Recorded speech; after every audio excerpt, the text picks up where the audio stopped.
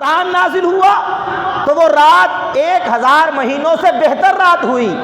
فرمایا وہ رات بہتر اس وجہ سے ہوئی کہ رب کائنات کے محبوب کی آمد ہوئی، تو جس رات آمد مصطفیٰ ہوتی ہے وہ رات 1000 راتوں سے بھی زیادہ بہتر ہوتی ہے۔ تو اس لیے اس رات میں ہمیں ذکر حبیب کرنا چاہیے اور اس رات کو غفلت میں نہیں گزارنا چاہیے۔ میرے آقا و مولا صلی اللہ تعالیٰ علیہ وآلہ وسلم کی ذات پاک پر درود پاک کے حوالے سے ایک حدیث مبارکہ، ایک روایت عرض کر کے اپنی گفتگو کا باقاعدہ آغاز کروں گا کہ میرے آقا و مولا صلی اللہ تعالیٰ علیہ وآلہ وسلم کی ذات پر درود و سلام پڑھنے کی کتنی برکتیں ہیں۔ یہاں ہم تھوڑی سی زبان ہلائیں گے تو رب کی رحمتیں کتنی ہم پہ نازل ہوں گی۔ حدیث مبارکہ میں آتا ہے میرے آقا و مولا صلی اللہ تعالیٰ علیہ وآلہ وسلم نے ارشاد فرمایا، قال رسول اللہ صلی اللہ تعالیٰ علیہ وآلہ وسلم صلو علیہ صلی اللہ علیکم۔ میرے لجپال آقا فرماتے ہیں صلو، تم درود پڑھو علیہ، مجھ نبی کی ذات پر، تو انعام میں کیا ملے گا؟ فرمایا صلی اللہ علیکم، رب کائنات رب ذوالجلال بدلے میں انعام پہ تم پہ رحمتیں نازل فرمائے گا۔ اب یہ حدیث مبارکہ کو آپ نے اپنے ذہن میں رکھنا ہے، مختصر سی حدیث ہے، معنی جامع معنی الفاظ ہیں۔ صلو علیہ، تم درود پڑھو مجھ پر، صلی اللہ علیکم، بدلے میں رب کائنات تم پہ رحمتوں کا نزول فرمائے گا۔ اب ہمارے نبی کی زبان کیا ہے؟ کن کی کنجی، جو نبی نے فرمایا وہ برحق ہے، ہو کر رہنا ہے، یہ ہمارا عقیدہ ہے۔ اور یہاں میرے مصطفیٰ کیا فرما رہے ہیں کہ اے میرے غلاموں، تم میری ذات پر درود پڑھو گے، اللہ رب العزت تم پہ رحمت نازل فرمائے گا۔ اب ہم اپنے نبی کی زبان کے فرمان پر ایک مرتبہ درود پڑھتے ہیں، الصلاۃ والسلام علیک یا رسول اللہ، تو آیا ہم پر کتنی رحمتیں نازل ہوتی ہیں؟ میرے لجپال آقا نے تو فرما دیا نا کہ تم درود پڑھو اللہ رحمت نازل فرمائے گا، تو سوال پیدا ہوتا ہے کہ اللہ کتنی رحمتیں نازل فرمائے گا؟ اس کا جواب بھی میرے لجپال آقا سے سنیے۔ میرے لجپال آقا فرماتے ہیں کہ میری بارگاہ میں ایک فرشتہ حاضر ہوا، عرض کی یا رسول اللہ صلی اللہ تعالیٰ علیہ وآلہ وسلم، رب کائنات رب ذوالجلال نے مجھے اتنی طاقت اتنی قوت عطا فرمائی ہے کہ جب آسمان سے بارش ہوتی ہے نا تو آقا اس بارش کے قطرے زمین پر گرنے سے پہلے میں اپنی گنتی میں شمار کر لیتا ہوں۔ اب غور کرتے جائیے گا اور اپنی قسمت پہ رشک کیجئے گا کہ ہم اپنے حبیب کی ذات پر درود پڑھتے ہیں تو رب کتنی رحمتیں نازل فرماتا ہے۔ وہ فرشتہ عرض کرتا ہے آقا یا رسول اللہ، آسمان سے بارش ہوتی ہے تو قطرے زمین پر آنے سے پہلے میں اس کو اپنی گنتی میں شمار کر لیتا ہوں۔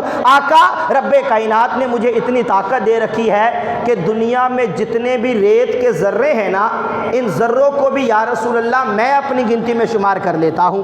اور پھر عرض کرتا ہے آقا رب نے مجھے اتنی طاقت دی ہے کہ دنیا میں جتنے بھی پہاڑوں کے پتھر ہیں ان پتھروں کو اپنی گنتی میں شمار کر لیتا ہوں، دنیا میں جتنے بھی درختوں کے پتے ہیں ان پتوں کو اپنی گنتی میں شمار کر لیتا ہوں، دنیا میں جتنے بھی پانی کے سمندر میں قطرات ہیں ان قطروں کو بھی اپنی گنتی میں شمار کر لیتا ہوں۔ میرے لجپال آقا کی بارگاہ میں یہ عرض کر کے وہ فرشتہ خاموش ہو گیا۔ اب سنیے گا کتنی رحمتیں نازل ہوتی ہیں۔ میرے آقا و مولا صلی اللہ تعالیٰ علیہ وآلہ وسلم فرمانے لگے کہ اے فرشتے یہ بتلا، کوئی ایسا مقام ہے، کوئی ایسی جگہ ہے کہ جس کو تو اپنی گنتی میں شمار نہیں کر سکتا، تو گن نہیں سکتا؟ اب اس فرشتے نے جواب کیا دیا؟ عرض کرتا ہے یا رسول اللہ صلی اللہ تعالیٰ علیہ وآلہ وسلم، مجھے خالق کائنات نے، مجھے رب کائنات نے اتنی طاقت دے رکھی ہے کہ آسمان سے بارش ہو تو قطرے زمین پر آنے سے پہلے میں اپنی گنتی میں شمار کر سکتا ہوں۔ آقا رب نے اتنی طاقت دے رکھی ہے کہ دنیا میں جتنے بھی درختوں کے پتے ہیں ان پتوں کو بھی میں اپنی گنتی میں شمار کر سکتا ہوں۔ دنیا میں جتنے بھی ریت کے ذرے ہیں آقا ان ذروں کو بھی میں اپنی گنتی میں شمار کر سکتا ہوں۔ آقا دنیا میں جتنے بھی پہاڑوں کے پتھر ہیں ان پتھروں کو اپنی گنتی میں شمار کر سکتا ہوں۔ دنیا میں جتنے بھی سمندر میں پانی کے قطرات ہیں آقا ان قطروں کو بھی اپنی گنتی میں شمار کر سکتا ہوں۔ لیکن یا رسول اللہ ایک مقام ایسا آتا ہے، ایک جگہ ایسی آتی ہے کہ میری گنتی کی انتہا ہو جاتی ہے۔ میرے لجپال آقا نے پوچھا بتا وہ مقام کون سا ہے، وہ جگہ کون سی ہے؟ عرض کی یا رسول اللہ جب آپ کا امتی آپ پر شوق و محبت کے ساتھ فقط ایک مرتبہ درود پاک پڑھتا ہے رب کائنات اس بندے پہ اتنی رحمتیں نازل فرماتا ہے، اتنی رحمتیں نازل فرماتا ہے کہ میں بھی اسے اپنی گنتی میں شمار نہیں کر سکتا۔ اللہ اکبر۔ اب وہ حدیث فرمایا صلو علیہ، میری ذات پہ درود پڑھو، انعام کیا ملے گا؟ فرمایا اللہ صلی اللہ علیکم، اللہ تم پہ رحمت نازل فرمائے گا۔ اور درود ایک بار پڑھنا ہے، رحمت کتنی ہوگی کہ فرشتہ جس کو اللہ نے اتنی طاقت دی کہ وہ بارش کے قطرے تو گن لے، وہ درختوں کے پتے تو گن لے، وہ ریت کے ذرے تو گن لے، وہ سمندر کے پانی کے قطرات تو گن لے، وہ پہاڑوں کے پتھر تو گن لے، لیکن ایک بار غلام الصلاۃ والسلام علیکہ یا رسول اللہ پڑھے تو رب اتنی رحمتیں نازل کرے کہ وہ فرشتہ بھی شمار نہ کر سکے۔ شوق و محبت کے ساتھ درود پاک پڑھ لیے، الصلاۃ والسلام علیکہ یا سیدی یا رسول اللہ وعلی آلک واصحابک یا حبیب اللہ، الصلاۃ والسلام علیکہ یا سیدی رسول اللہ۔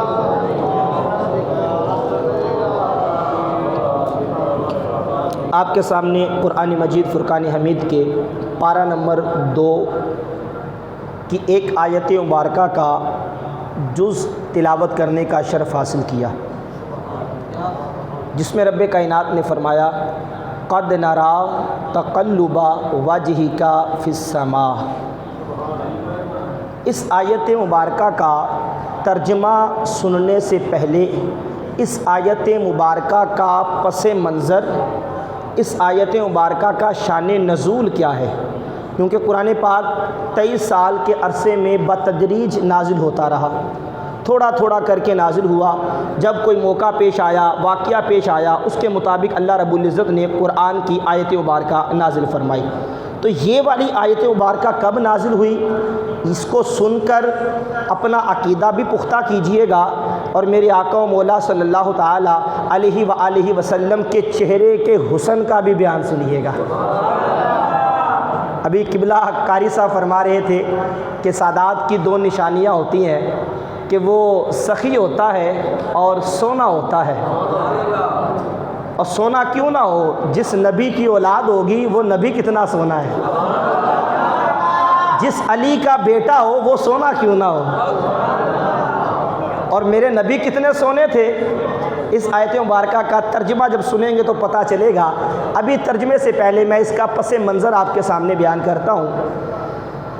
جب میرے آقا و مولا صلی اللہ تعالیٰ علیہ وآلہ وسلم نے اعلان نبوت فرما دیا، اور اس کے بعد پھر نمازیں جب فرض ہوئیں تو 16 یا 17 مہینے، تفسیر نیمی میں موجود ہے، مفتی احمد یار خان نیمی رحمۃ اللہ تعالیٰ علیہ نے اس بات کو لکھا کہ 16 یا 17 مہینے بیت المقدس کی طرف نبی کریم علیہ الصلوۃ والسلام اور صحابہ کرام منہ کر کے نمازیں پڑھتے رہے۔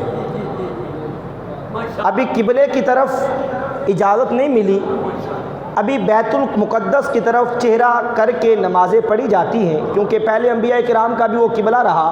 ماشاءاللہ۔ تو اب معاملہ یہ ہوا کہ یہود کی طرف سے یہ باتیں ہونا شروع ہوئی کہ دیکھیں یہ نبی جس نے نبوت کا اعلان کیا اب عبادت کرتا ہے، اس نبی نے دین نیا نکالا، شریعت نہیں نکالی، اسلام نیا لے آیا، اپنے باپ دادا کے دین کو یہود یہ کہتے تھے اپنے باپ دادا کے دین کو چھوڑ دیا، لیکن عبادت تو ہمارے قبلہ بیت المقدس کی طرف کر کے چہرہ کر کے کرتا ہے۔ اب یہودیوں نے اعتراض کیا کہ یہ دین اسلام نیا لے آئے، شریعت نئی نکال لی، احکامات نئے لے آئے، لیکن عبادت نماز جو پڑھتے ہیں وہ ہمارے قبلہ بیت المقدس کی جانب کر کے پڑھتے ہیں۔ اب جب یہ باتیں میرے آقا و مولا صلی اللہ تعالیٰ علیہ وآلہ وسلم تک پہنچی تو میرے لجپال آقا کے دل میں خواہش پیدا ہوئی، دل میں تمنا آئی، کیوں نہ رب کائنات قبلے کو، کعبے کو ہمارا قبلہ بنا دے اور بیت المقدس کو ہم چھوڑ دیں۔ اب میرے آقا و مولا کے دل میں یہ خیال آیا، روایات میں ذکر ہے، احادیث مبارکہ میں الفاظ موجود ہے کہ میرے آقا و مولا صلی اللہ تعالیٰ علیہ وآلہ وسلم ظہر کی نماز یا عصر کی نماز بعض روایات میں ہے پڑھا رہے ہیں، اور آپ جانتے ہیں کہ ظہر اور عصر میں 4 رکعتیں ہوتی ہیں۔ میرے آقا و مولا پڑھا رہے ہیں، 2 رکعتیں اللہ کے حبیب پڑھا چکے، اور 2 کے بعد جب بیٹھ کر تیسری میں کھڑے ہوئے، اب تیسری میں کھڑے ہوئے تو میرے